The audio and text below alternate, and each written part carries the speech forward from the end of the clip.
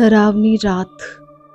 किसी गांव में बंटी नाम का एक लड़का रहता था। वह परीक्षा देने के लिए गुजरात जा रहा था। ठंडी का दिन था। चारों तरफ से कोहरा छाया हुआ था। आमने सामने भी कोई नहीं दिख रहा था। पूरे 15 घंटे के बाद वह गुजरात पहुंच गया था। परीक्षा अगले दिन थी, इसलिए वह एक होटल में रहने के लिए सोचा। रात हो गई थी और कहीं भी उसे उसके बजट में सस्ता होटल मिल नहीं रहा था। काफ़ी ढूंढने के बाद उसे एक सस्ता होटल मिला। वह उस होटल में एक कमरा बुक करवाता है और जब वह कमरे में गया तो देखा कि कमरे के चारों तरफ जाले लगे हुए थे।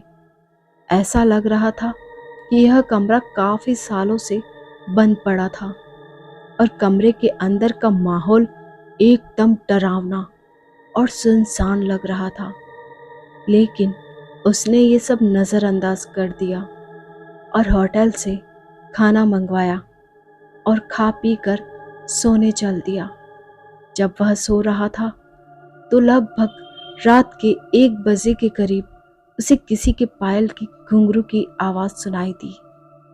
बंटी तुरंत नींद से उठ गया और जल्दी से खिड़की के पास गया, ये पता करने के लिए कि इतनी रात को किसके पायल की आवाज़ सुनाई दे रही है और इस सुनसान रास्ते में कौन आधी रात को घूम रहा है, क्योंकि वहाँ होटल में बंटी और मैनेजर के अलावा कोई भी नहीं था।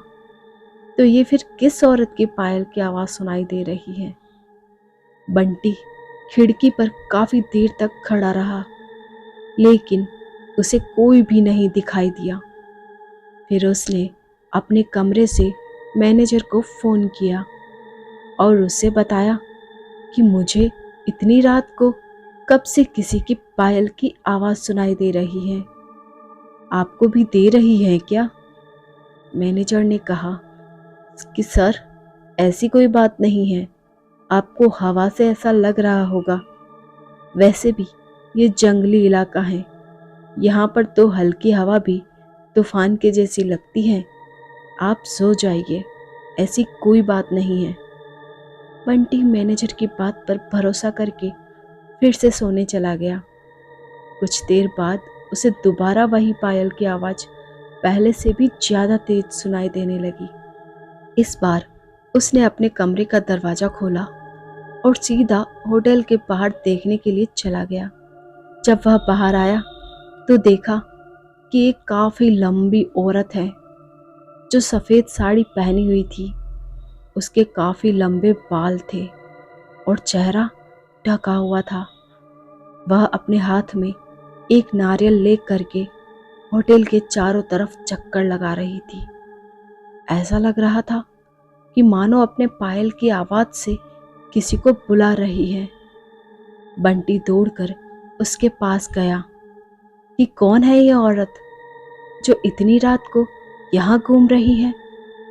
लेकिन वह तुरंत ही गायब हो गई और चारों तरफ कोहरा ही कोहरा फैल गया।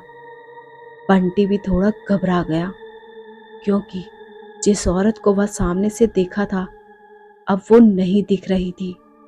बंटी अपने होटल में वापस जाना चाहा, लेकिन फिर उसे दोबारा पायल की आवाज़ सुनाई देने लगी। बंटी अब उसे ढूंढते हुए जंगल की ओर जाने लगा। चलते चलते वह अपने होटल से इतनी दूर आ गया, उसे पता ही नहीं चला। फिर उसने उस घने जंगल में कुछ ऐसा देखा कि उसका दिल दहल गया। उसने देखा कि उस औरत ने एक पीपल के पेड़ के नीचे 5-6 लाशें रख रखी थी और बारी बारी से एक एक को नोच नोच कर खा रही थी। उसका मुंह खून से लथपथ था और चेहरा भी एकदम डरावना था। बंटी जब ये सब देखा तो उसके पांव तले जमीन खिसक गई। ये सब नज़ारा देखते ही उसे डर के साथ साथ रोना भी आने लगा कि वह चुड़ैल अब मुझे भी मार देगी, क्योंकि अपने पायल की आवाज़ से यहाँ तक तो मुझे लेकर आई है। लेकिन उसने हिम्मत से काम लिया और हनुमान चालीसा पढ़ते पढ़ते धीरे से वहाँ से भाग गया ताकि भूत उसे देख ना ले। लेकिन भूत तो भूत होते हैं।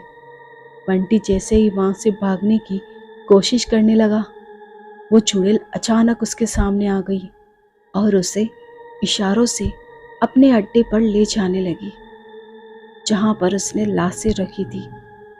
बंटी हनुमान जी जाप करके इतनी तेजी से वहाँ से भागा कि मानो जैसे उसके अंदर किसी की शक्ति आ गई हो।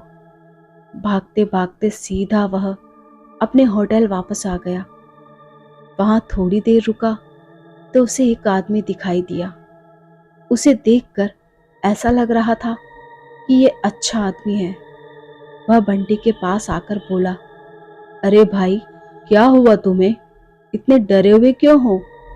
बंटी ने सारा किस्सा उस आदमी को सुनाया तो उसने बताया कि भाई, तुम बहुत किस्मत वाले हो कि आज तुम बच गए। वो भूत किसी को भी नहीं छोड़ती। और तुम इस होटल में क्या कर रहे हो? इसको तो बंद हुए काफी साल हो गए। बंटी जब उस आदमी का इतनी बात सुना तो उसका डर के मारे पसीने निकलने लगे। फिर वह आदमी बताने लगा कि इस होटल में बहुत साल पहले एक लड़की के साथ 4-5 लड़के उसका भयानक तरीके से रेप करके मार दिए थे। लड़की तो मर गई, लेकिन किसी को भी नहीं छोड़ती अब वो। और जो भी रात के समय में इस रास्ते से गुजरता है, सबको अपने कब्जे में कर लेती है और मार देती है। और कुछ दिन बाद इस होटल पर पुलिस का छापा पड़ा। तब से ये होटल बंद है। बंटी जब उस आदमी की पूरी बातें सुनी तो वह बहुत जोर जोर से रोने लगा, ये सोचकर कि आज मैं मर जाता। फिर वो आदमी बंटी को चुप कराता है और बोलता है, चलो आज रात तुम मेरे घर रह लो, मेरा घर पास में ही है, डरो मत, अब मैं आ गया हूँ ना। बंटी उस आदमी को धन्यवाद करता है और उसके साथ उसके घर चला जाता है और अपने आप से एक वादा करता है कि आज के बाद वह भूल कर भी कभी अनजान जगह पर नहीं जाएगा। धन्यवाद दोस्तों। ऐसी और डरावनी कहानियाँ सुनने के लिए चैनल को लाइक, शेयर और सब्सक्राइब